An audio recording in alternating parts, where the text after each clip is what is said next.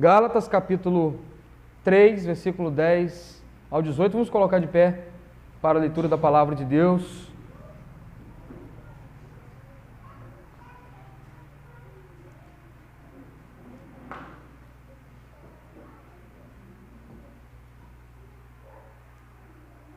Diz assim a palavra do Senhor: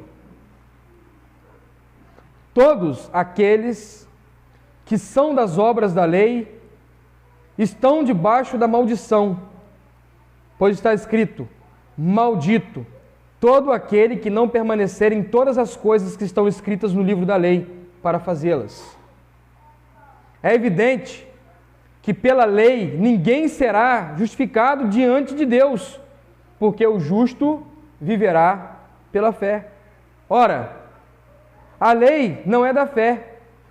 O que fizer estas coisas, por elas viverá. Cristo nos resgatou da maldição da lei, fazendo-se maldição por nós, pois está escrito: maldito todo aquele que for pendurado no madeiro. E Ele nos resgatou para que a bênção de Abraão chegasse aos gentios, por Jesus Cristo, e para que, pela fé, nós recebêssemos a promessa do Espírito. Irmãos, falo como homem. Se o testamento de um homem for confirmado, ninguém o anula, nem lhe acrescenta alguma coisa. Ora, as promessas feitas a Abraão e ao seu descendente, as Escrituras não diz, e a seus descendentes, como falando de muitos, mas como de um só, e a teu descendente, que é Cristo. Mas digo isto, que tendo sido o testamento anteriormente confirmado por Deus, a lei que veio 430 anos depois não invalida de forma que venha a abolir a promessa. Pois se a herança provém da lei, já não decorre da promessa, mas Deus, pela promessa, a deu gratuitamente a Abraão. Podeis assentar, amados irmãos, vamos orar mais uma vez nesse momento. Deus, te peço, Pai, que o Senhor venha abrir os nossos corações, os nossos ouvidos, nos dá, Deus, uma mente cativa ao Senhor e que nós possamos desfrutar de modo ímpar na Sua palavra de edificação, de crescimento, e que haja, Deus, através da pregação da palavra, a salvação, que haja através da pregação da palavra, Senhor, a reconciliação, que haja, Deus, através da pregação da palavra, a confirmação da fé e desejo, Deus, de viver não escorado em obras, mas pela fé, e viver para a Sua glória, firmados na fé que há em Cristo Jesus. Deus, nós te pedimos, Senhor, fale aos nossos corações por graça e misericórdia, em nome de Jesus. Amém. Amém, amados irmãos? Vamos então refletir nesse texto que lemos, e eu gostaria de abordar esse texto de modo bem claro com os irmãos nessa noite. Nós temos caminhado por essa carta já há alguns domingos, e eu fico muito feliz em poder ver pessoas interessadas a se dedicar em ler e estudar também em seus lares, e a estar fazendo anotações. Isso é muito precioso. Eu quero, então, dando sequência, olhar para esse assunto que o apóstolo Paulo já abordou ao abrir o capítulo 3, que é justificação pela fé somente. Quando nós olhamos para esse assunto, nós ficamos a pensar que talvez esse seja um tema muito teológico e um tema em que os teólogos devem se dedicar em conversar e falar sobre ele, mas eu gostaria de dizer para você da importância desse assunto em nossos dias. Como o Jonathan ressaltou, Cristo tinha 3 dias de sepultado, 2 dias, e os seus discípulos já tinham a necessidade de, mais uma vez, ouvir a mensagem dos anjos com a seguinte pergunta: vocês não ouviram o que foi anunciado por intermédio de Cristo a vocês? A justificação pela fé é uma das principais doutrinas da igreja cristã, uma das doutrinas centrais, como costumamos dizer, é uma doutrina de suma importância e que precisa ser reafirmada ano após ano, pregação após pregação, para que nós venhamos não deixar ou perder de vista que a nossa salvação não está ancorada ou está nos dada por aquilo que fazemos, mas por aquilo que Cristo fez. Quando nós olhamos para essas verdades, eu quero chamar a atenção dos irmãos para aquilo que o apóstolo Paulo estrutura de ensino e nos deixa de modo que ficamos até admirados com a forma que ele aborda essa questão e traz essa questão para os Gálatas. Gostaria de trazer então para os irmãos que do versículo 1 ao versículo 9, o apóstolo Paulo, para combater a insensatez dos Gálatas, ele faz 5 perguntas. Ele traz 5 perguntas para combater a insensatez. Eu quero dizer que a minha e a sua insensatez sempre devem ser combatidas pela palavra de Deus. Ser insensato é ser alguém que negligencia, alguém que despreza, ou alguém que tem uma atitude de loucura com relação ao ensino da Bíblia, ao ensino de Cristo. E muitas vezes nós somos esses insensatos, com atitudes muitas vezes impensadas, com atitudes que nos levam a tomar ações ou a ter ações que são contrárias à palavra de Deus. Nós sabemos que a palavra de Deus não ensina daquela forma e nós agimos daquela maneira. Isso é insensatez. E Paulo faz 5 perguntas. A primeira pergunta ele faz no versículo 1. Quem vos fascinou? Essa pergunta, ela traz um discorrer. Ele vai falar, vocês não viram claramente Cristo apresentado como crucificado? A segunda pergunta, no versículo 2, ele diz, vocês receberam o Espírito pelas obras da lei ou pela pregação da fé? Você pode ir acompanhando na sua Bíblia. A terceira pergunta, ele faz no versículo 3, será que vocês são tão insensatos assim? Será que vocês estão tão cegos, foram tão ludibriados? Será que vocês estão tão perdidos? Versículo 4, ele faz mais uma pergunta. Será que vocês sofreram por nada? Será que o sofrimento pela causa de Cristo, a perseguição, será que vocês receberam a palavra, foram perseguidos a troco de nada? E a quinta pergunta, no versículo 5, ele diz assim, Deus realiza milagres pelas obras da lei ou pela pregação da fé? E com essas perguntas, o apóstolo Paulo busca levar os Gálatas a refletir sobre a suficiência que há em Cristo. Ele busca levar os Gálatas a confiar no operar da graça de Deus. Ele busca conduzir os olhos dos Gálatas para olhar a ação do Espírito na obra de justificação pela fé. E depois de fazer isso, de atrair os olhares dos Gálatas para que possam confiar somente em Cristo para a sua salvação, no operar da graça, mediante a fé, para que sejam justificados, ele então usa o exemplo de Abraão como uma sacada de mestre. Ele volta antes de Moisés. E se os falsos mestres judaizantes estão pregando a partir de Moisés, retrocedendo a Moisés para pregar, Paulo agora retrocede a Abraão e diz, eu vou pregar a mensagem da fé, a pregação da fé, da justificação em Cristo, antes da lei. Nós vamos olhar um pouco sobre isso no decorrer do sermão de hoje.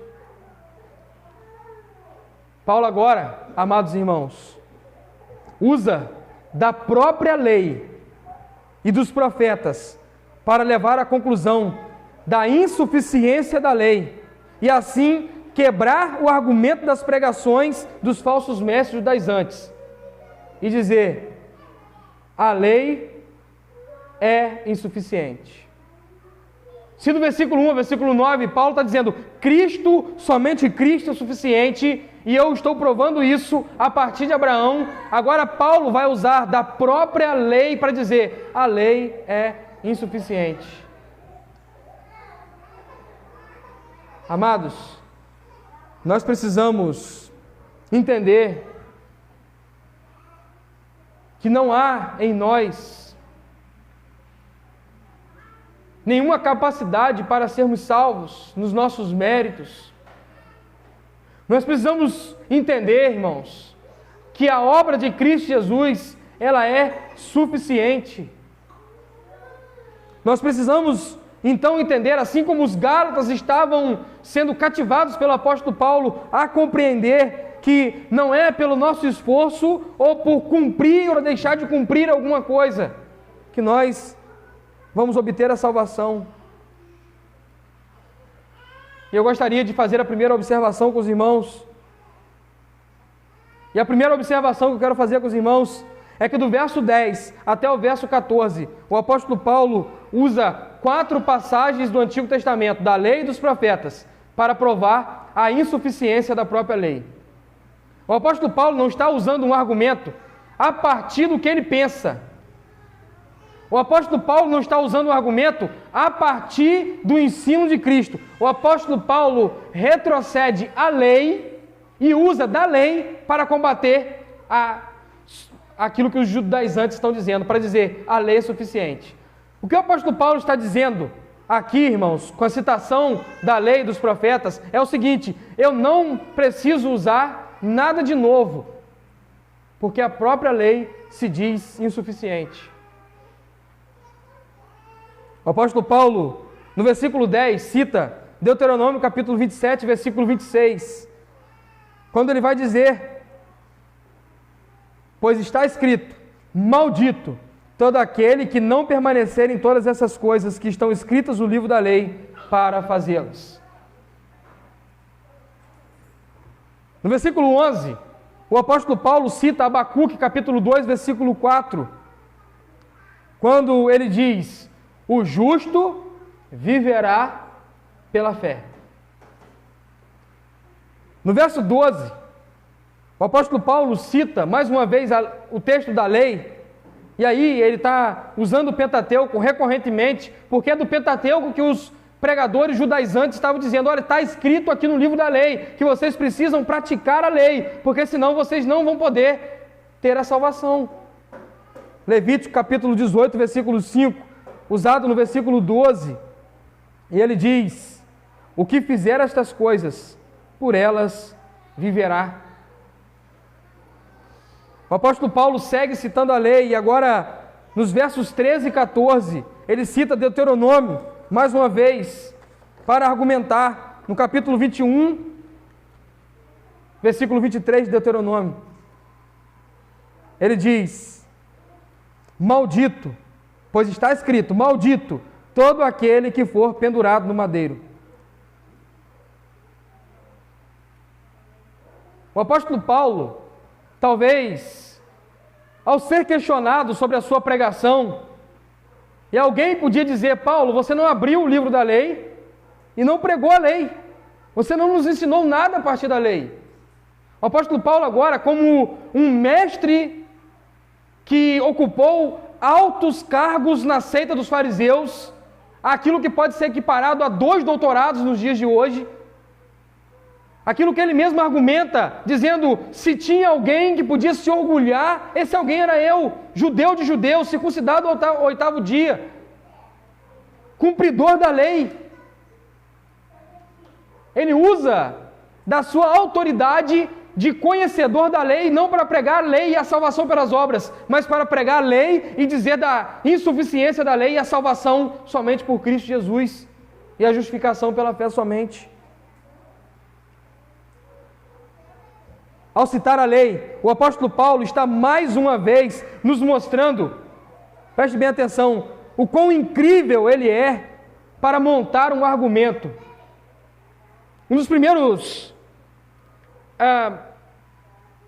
objetivos de nós olharmos para isso aqui com atenção é o seguinte, irmãos: nós devemos ter uma preocupação em estudar a palavra de Deus, as Escrituras, Porque o evangelicalismo de hoje propõe que nós venhamos apresentar um evangelho subjetivo, de um Cristo inventado, com conclusões baseadas na cultura e na ideologia, que não passa de superficial, vazio e não chega nem a tocar num centímetro depois da pele, muito menos no profundo do coração das pessoas.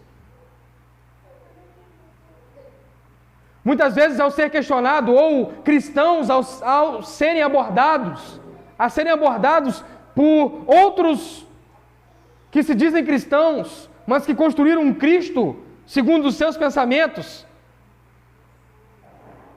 segundo aquilo que eles querem, eles chegam para nós e nos perguntam a respeito da nossa fé e nós ficamos todo embolados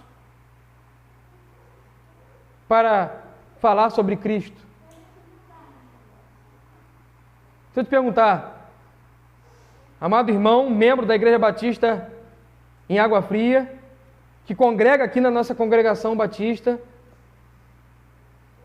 se alguém te perguntar sobre justificação pela fé, à luz das Escrituras, o que você tem para argumentar e explicar a respeito disso?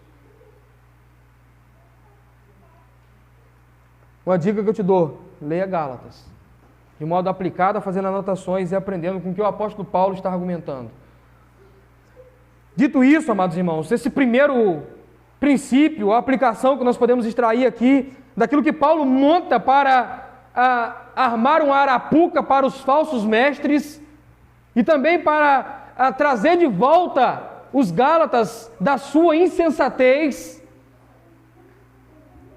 nós vamos observar que ele cita a lei para trazer aplicações que são muito claras.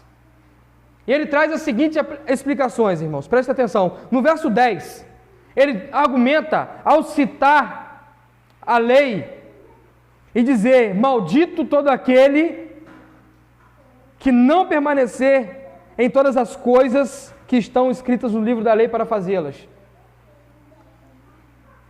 Ele usa a própria lei para mostrar a impossibilidade de ser bendito.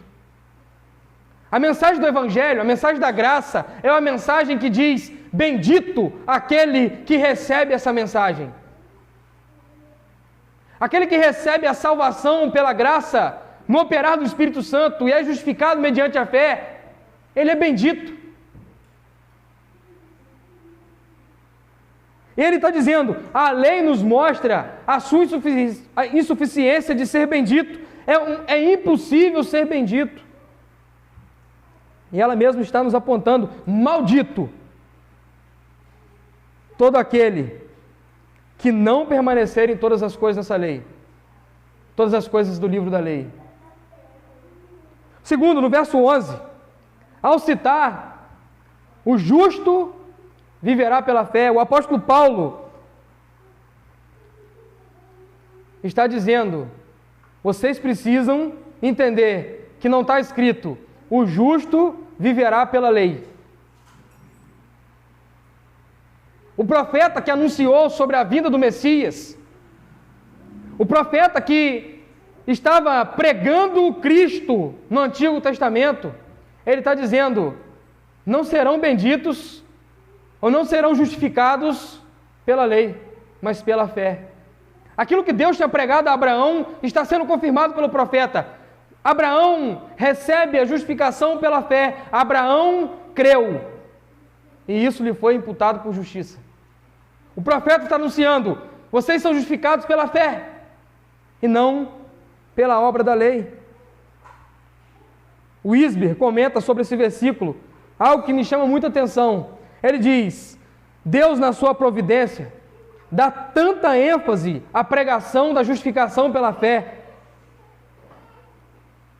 que Ele mesmo faz 3 comentários da verdade pregada lá no Antigo Testamento.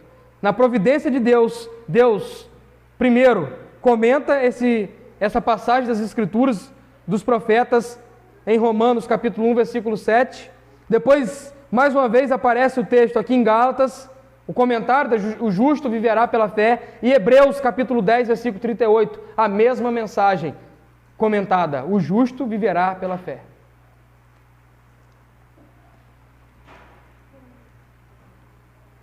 Há uma necessidade, irmãos, de pregarmos essa mensagem, para que as pessoas entendam o que é ser justificado e como elas são justificadas. Quando a Bíblia está dizendo o justo viverá pela fé, não está dizendo que aquela pessoa boazinha, que não matou ninguém, que nunca roubou ninguém, que pagou suas contas, que cuidou bem da sua família, aquela pessoa que é direitinha, ela está salva. Não é esse senso de justiça de fazer o que é obrigação, mas é o senso de justiça de dizer: está justificado diante de Deus. Ele foi feito justo. Ele não se apresentou justo.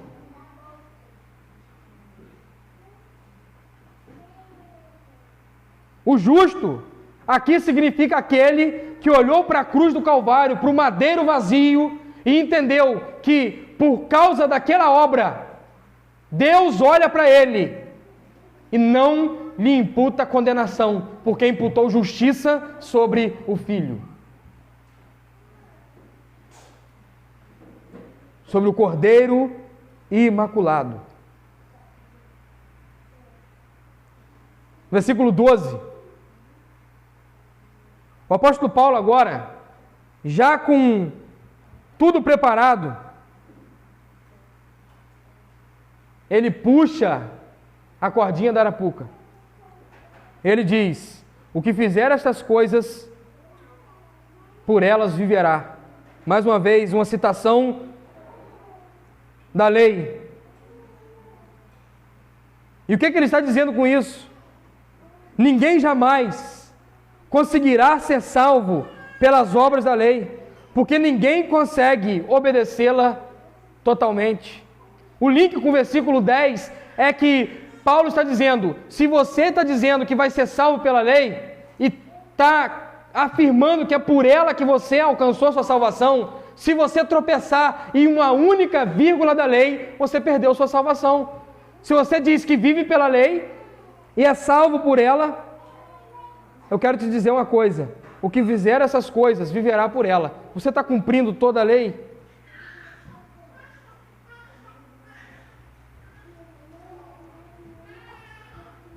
Quarto, Paulo, no versículo 13, agora nos diz o seguinte: todo aquele que quer viver debaixo da lei e não cumpre a lei, se torna maldito, porque é incapaz que o homem consiga cumprir tudo que está escrito no livro da lei. Agora Paulo fala: por isso Cristo veio. Por isso que Deus amou o mundo de tal maneira que deu o seu Filho unigênito, para que todo aquele que nele crê não pereça, mas tenha a vida eterna. O apóstolo Paulo diz que Cristo se tornou maldição por nós, para anular a maldição da lei que estava sobre nós e para nos dar, através da sua obra, a bênção que tinha sido prometida a Abraão. Está dito a Abraão: em ti serão benditas todas as nações. A lei que foi dada 400 anos depois da promessa, ela colocou maldição, dizendo: faça, e se você não fizer, você morrerá. Cristo agora resgata a promessa que estava dada a Abraão e diz: eu me faço maldição, para que aqueles que em mim tiverem sido justificados tenham vida e sejam benditos.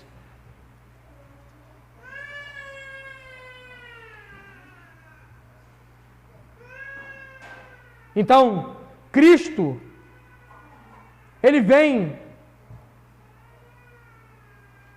morre numa cruz, se faz maldição por nós, como o profeta Isaías, no capítulo 53, narrou, e anunciou que seria a obra de Cristo no madeiro, para então produzir em nós fé, e nos justificar, e pela ação do Espírito Santo nos dá a salvação.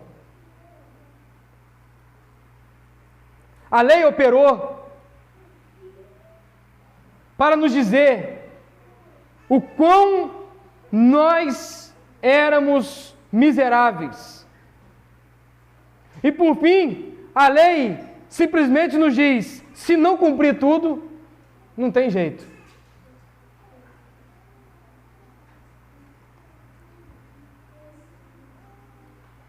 Quando nós olhamos para a obra de Cristo Jesus, nós precisamos tirar todo o romantismo que está por trás das encenações da crucificação de Cristo, tirar toda a forma de olhar para aquela expressão do Calvário e ver aquilo como algo marcante na história,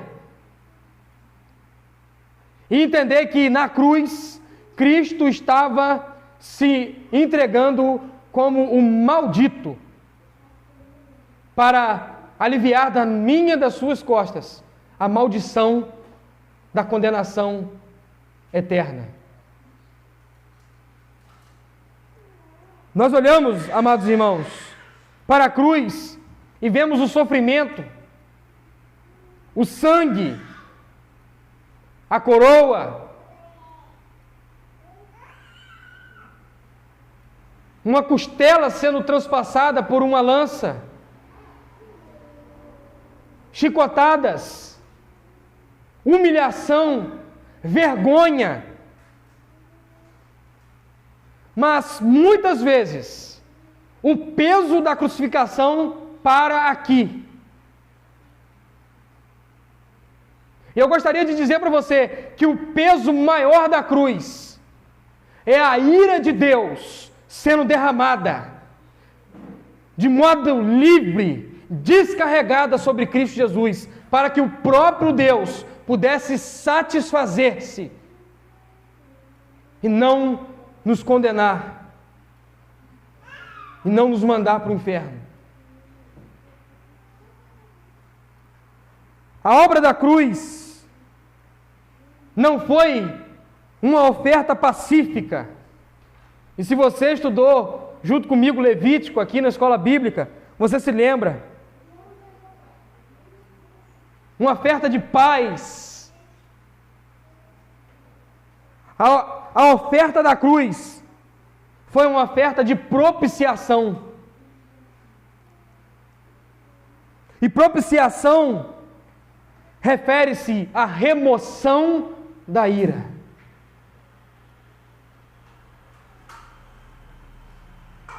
Quantas vezes nós olhamos para a obra da cruz e celebramos o Cristo ressurreto que não ficou preso no madeiro, mas negligenciamos um Deus irado, que traz justiça, e porque Ele é justo, Ele pendurou o seu Filho no madeiro. E porque Ele é justo, Ele mesmo entregou para si uma oferta de propiciação por causa do meu e do seu pecado. Você precisa entender que havia sim sobre nós uma maldição pesada que nos levaria à eternidade no inferno. E que essa maldição foi satisfeita, excluída na obra do Calvário. Cristo se fez maldição por nós. Na cruz, nós vemos a maior revelação do amor e, ao mesmo tempo, o cálice mais cheio da ira. Na cruz, nós vemos o triunfo de um amor que entrega a sua vida, mas vemos também a dura ação da justiça imputada sobre Cristo, por mim e por você. Nós é que éramos malditos. Cristo era o Cordeiro imaculado. Nós é que estávamos reputados para a condenação eterna. Cristo era o santo, que não tinha pecado algum. O bendito de Deus se fez maldito por todos os malditos decaídos em Adão.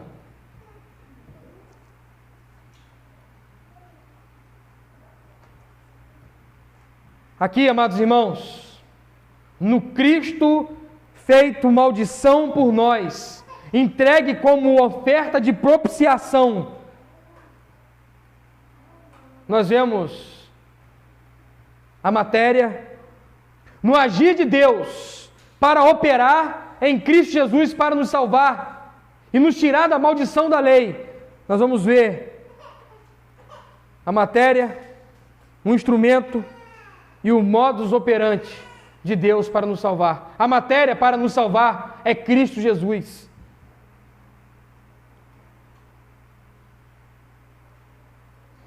O instrumento para nos salvar é a fé. O modus operandi para nos salvar é o Espírito Santo, nos atraindo, nos conduzindo à redenção e operando em nossos corações a santificação. O profeta Ezequiel, no capítulo 18, versículo 4, diz: aquele que pecar, esse morrerá. Cristo Jesus vem na cruz do Calvário, entrega a sua vida, derrama o sangue carmesim para dizer: aqueles pecadores que se arrependerem terão vida eterna. Romanos, capítulo 3, versículo 19 ao 26. A palavra de Deus nos diz assim: ora, nós sabemos que tudo que a lei diz, aos que estão debaixo da lei o diz, para que toda a boca esteja fechada e todo o mundo seja condenável diante de Deus. Presta atenção. Por isso, ninguém será justificado diante dele pelas obras da lei, antes, pela lei vem o conhecimento do pecado. Olhe bem, a lei, ela opera para nos dizer o seguinte: feche a boca e não confie na salvação por suas obras. Depois a lei nos diz: vocês são pecadores. A lei vem para revelar quem somos, e somos pecadores. A lei vem, e pela lei vem o conhecimento do pecado. Versículo 21, mas agora se manifestou sem a lei a justiça de Deus, tendo o testemunho da lei e dos profetas. A justiça de Deus se manifesta, tendo por testemunha fiel a lei e os profetas, porque a lei aponta para a necessidade de um Salvador e para a insuficiência do homem.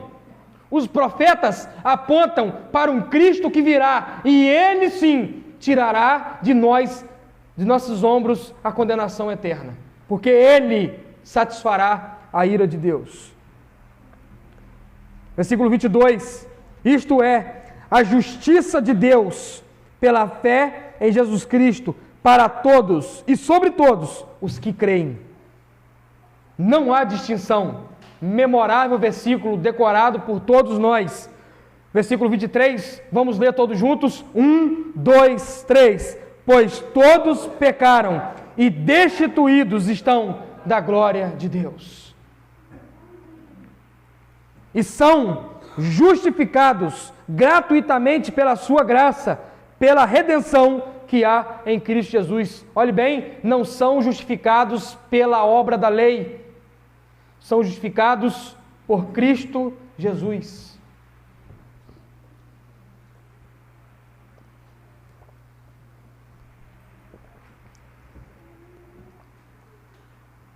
Versículo 25. Deus o propôs Cristo Jesus para propiciação pela fé no seu sangue, para demonstrar a sua justiça pela remissão dos pecados dantes cometidos sobre a tolerância de Deus, para demonstração da sua justiça nesse tempo presente, para que Ele seja justo e justificador daquele que tem fé em Jesus Cristo. Aonde nós devemos colocar a nossa fé? Em Cristo Jesus. Porque Ele é o justo e o justificador. Nós devemos olhar para Cristo e contemplar a beleza da santidade plena, absoluta. A grandeza e a beleza da santidade daquele que é santo, santo, santo, pois Ele é justo. Aquele que não tinha pecado. Mas nós também devemos olhar para Cristo e ver todo descarregar da ira de Deus, pois Ele é o justificador. Ele absolve o cálice da ira de Deus. Vocês se lembram da oração de Jesus no Getsemane? Pai, se possível for, passe de mim este cálice, todavia seja feita a sua vontade. Jesus sabia qual era a vontade de Deus, e a vontade de Deus era trazer paz para com os seus santos e eleitos. Jesus sabia qual era a vontade de Deus, e a vontade de Deus era resgatar o seu povo e dar de novo acesso ao seu trono da graça a eles. Jesus sabia qual era a vontade de Deus, e a vontade de Deus era manifestar a sua graça para que os seus santos colocassem a sua fé somente nele. Mas a ira de Deus era essa: eu vou requerer propiciação para fazer isso. E Jesus está vendo o cálice da ira de Deus a transbordar.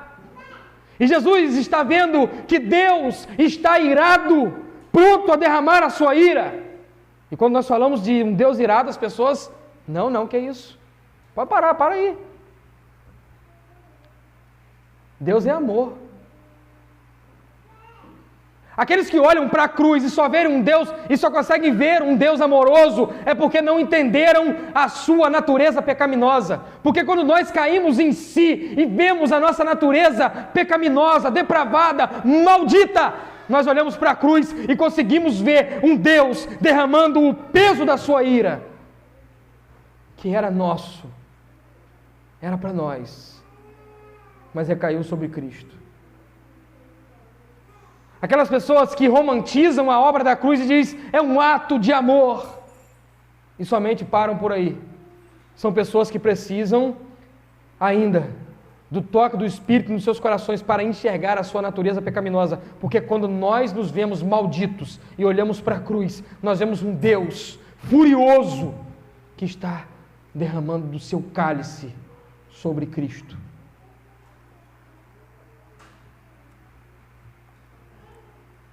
Quero concluir, amados irmãos, usando o versículo 15, 16, 17 e 18. O que Paulo agora faz? Paulo argumentou sobre a insuficiência e a ineficácia da lei, usando da própria lei.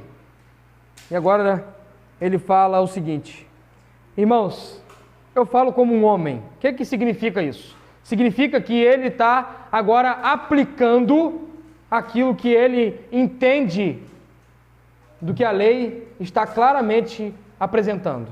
Irmãos, eu falo como um homem, e ele está sendo óbvio aqui. Ele está usando um argumento óbvio, conforme o John Stott diz. Se o testamento de um homem for confirmado, ninguém o anula, nem lhe acrescenta alguma coisa. Eu não sei o que é testamento, né? Ninguém deixou testamento para mim nenhum. Talvez aqui alguns irmãos vão desfrutar de um testamento. Alguém tenha deixado uma citação no testamento. Não é espanhol? Mas, o que é a tradição do testamento, irmãos? Antes de morrer, um homem ia lá e descrevia o que ele queria para cada um. Isso está para fulano, isso está para cicrano, isso eu deixo para Bertano. Descrito, discriminado, direitinho. E depois que aquele testamento é validado, isso ainda hoje, irmãos, funciona assim. Depois que aquilo é validado, reconhecido firma, registrado no cartório, guardado sob a tutela de um advogado com procuração para aquele que está escrevendo, está feito. Ninguém pode cancelar. Olha onde o apóstolo Paulo está chegando com a sua interpretação de tudo aquilo que ele veio desde Abraão descrevendo para os Gálatas. E nós precisamos entender. Ele está dizendo o seguinte, nos versículos posteriores: ora, as promessas foram feitas a Abraão e a seu descendente. A Escritura não diz e a seus descendentes, como falando a muitos, mas como de um só, e a teu descendente, que é Cristo.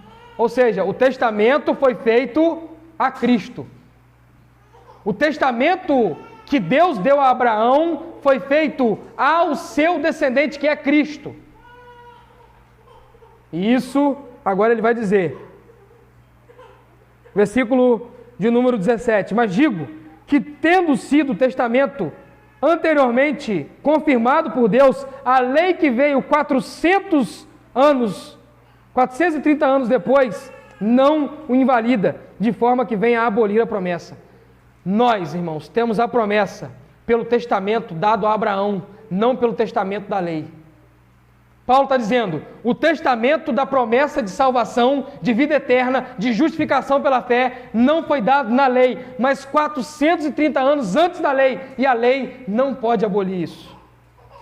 Está confirmado, em Cristo nós seremos justificados. A nossa herança é Cristo, e Ele nos dá e reparte com os eleitos de Deus toda ela. E a maior herança que um crente tem é a salvação, a vida eterna, a justificação pela fé somente. Versículo 18, ele conclui o seguinte, essa perícope: pois se a herança provém da lei, já não decorre da promessa, mas Deus pela promessa deu gratuitamente a Abraão. E aí, irmãos? Nós vamos confiar em nossas obras ou vamos confiar naquilo que Cristo fez?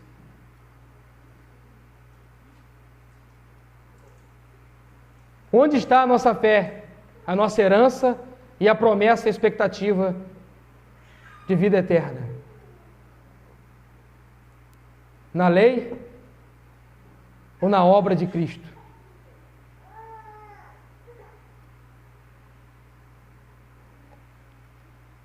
Paulo está dizendo para os Gálatas, vocês ouviram a mensagem dos judaizantes dizendo, olha, a lei está dizendo que vocês precisam fazer isso, isso e isso para a salvação. Contudo, Paulo está argumentando o seguinte, a promessa de salvação não está aí, está antes da lei. O testamento de salvação não está na lei, mas está na promessa feita a Abraão. Quero concluir, amados irmãos, chamando a atenção dos irmãos para a necessidade de nós não colocarmos as nossas expectativas de salvação em nada que nós podemos produzir.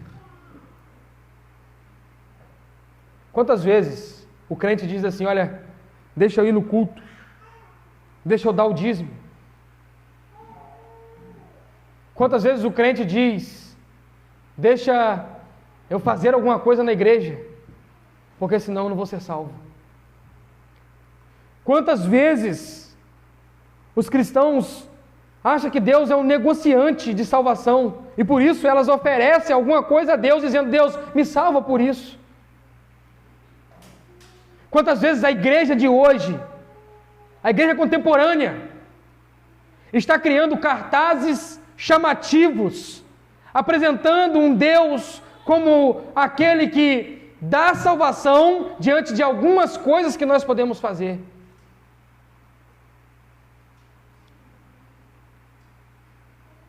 Se na era pré-reforma havia venda de indulgências, o que dizer, irmãos, sobre os convites de púlpitos dizendo, traga a sua oferta de sacrifício para você ser abençoado. Quantas vezes nós ancoramos a nossa salvação, a expectativa de vida eterna naquilo que nós devemos fazer?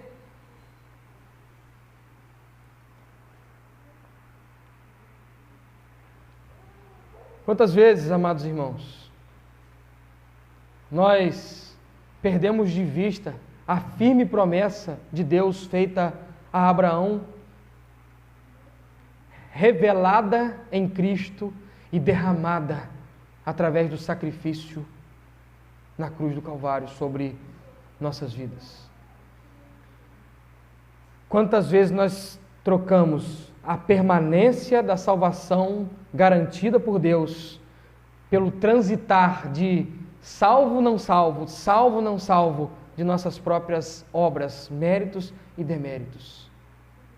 Quantos crentes vivem amargurados, torturados, porque estão dizendo: hoje eu perdi a salvação, agora eu ganhei ela de volta.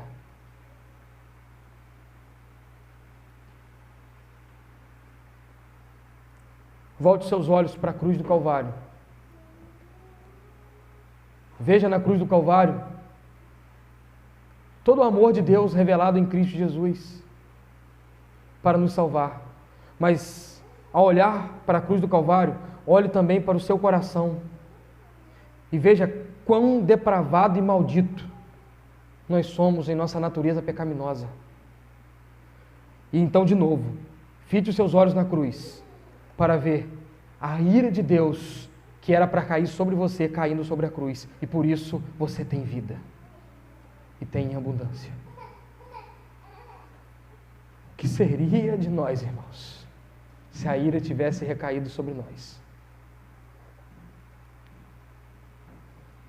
O que seria dos malditos pecadores se Cristo não tivesse satisfeito a ira de Deus? Se o Calvário não tivesse experimentado o tremor, conforme Lucas capítulo 24 narra, houve trevas, densas trevas. As sepulturas tremeram. O inferno se curvou. Houve um silêncio no céu. E Cristo declarou: tetelestai, está consumado.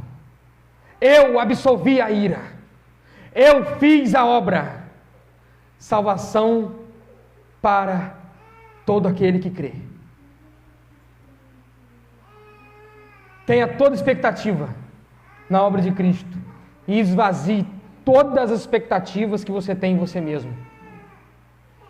Creia, confie, espere e viva em Cristo Jesus, aquele que nos justificou, se fez propiciação por nós e nos deu vida com abundância. Amém?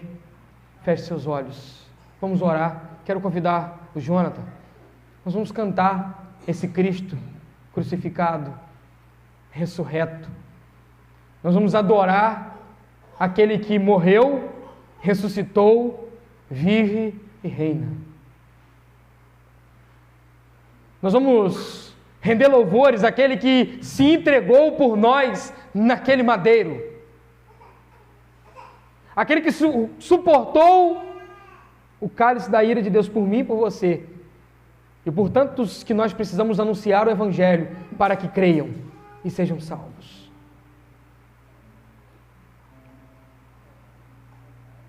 Nós queremos agora celebrar esse Cristo, orar e cantar, e em profunda contrição reconhecer o nosso pecado, confessando diante de Deus e dizendo: Tu és Cristo Jesus, nosso Redentor. De olhos fechados e espírito de quebrantamento, nós vamos louvar, e você pode, então, diante de Deus, expressar o seu coração, dizendo: Senhor, quão pecador eu sou, quão maldito eu era se não fosse a obra da cruz. Você pode se expressar diante do Senhor: Senhor, eu não suportaria a ira, eu iria para o inferno, mas porque Cristo suportou a ira, eu tenho salvação e vida.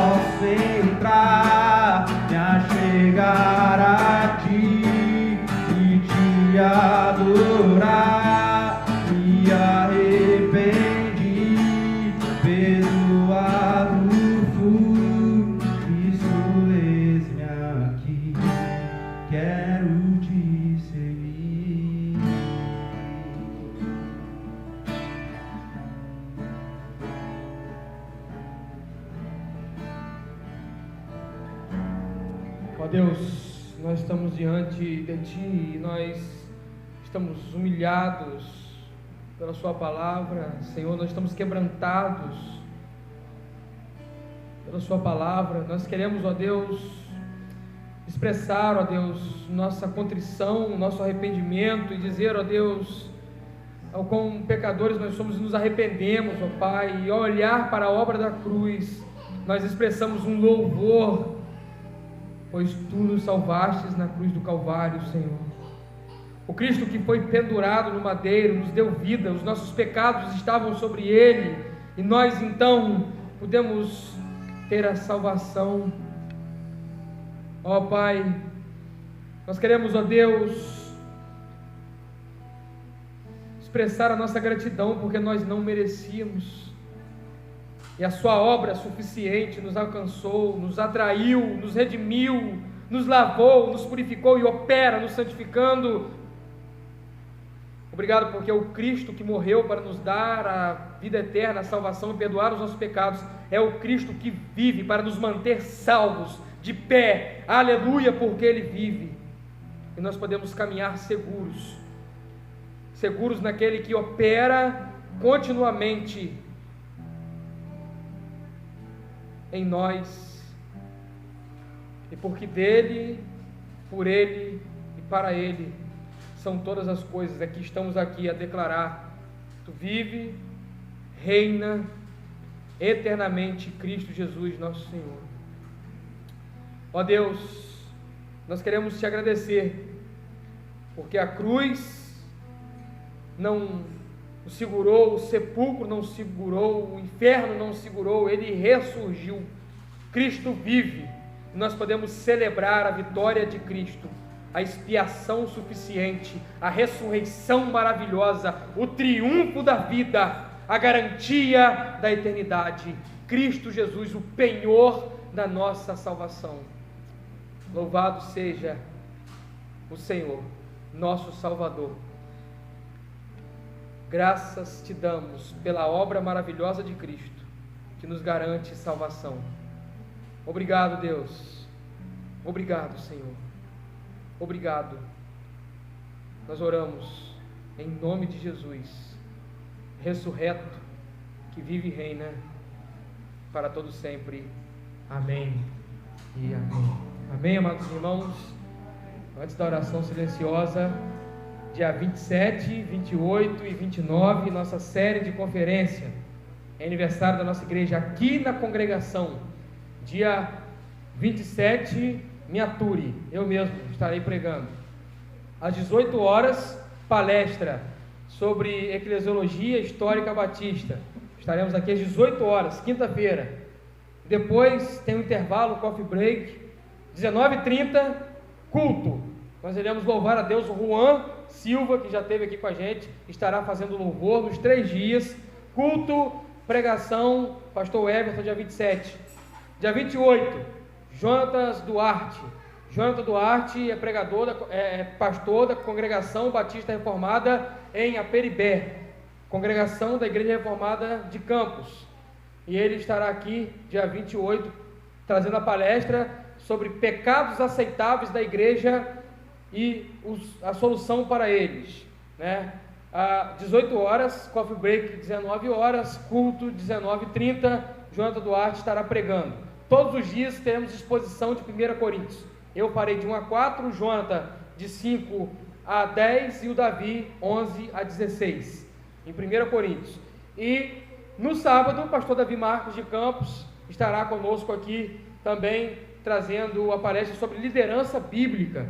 E nós, às 18 horas, estaremos aqui, teremos um intervalo, depois culto, exposição bíblica. No final, todos os dias, teremos cantina funcionando, teremos uma livraria funcionando, e nós teremos aí o envolvimento de toda a igreja. Convide pessoas, divulgue nas redes sociais, todos os dias poste nos seus stories, mande nos grupos, e vamos aí deixar todo mundo bem avisado sobre a nossa série de conferências, que será uma bênção. Na sexta-feira, os irmãos de Água Fria estarão todos descendo, né? A Como vai buscar os irmãos, e eles estarão aqui conosco para cultuar ao Senhor. Será um momento maravilhoso. Então, convide pessoas, marque na sua agenda e ore por esse evento, por esse momento que teremos aqui, e compartilhe, né? Divulgue, espalhe, propague, e será de fato uma bênção. Nós estamos vendo aí uma programação para as crianças aqui no sindicato. Vamos tentar essa semana aí conseguir o sindicato. Nós teremos uma programação para as crianças aqui no sindicato. Se assim conseguirmos, será uma bênção também. Amém, irmãos?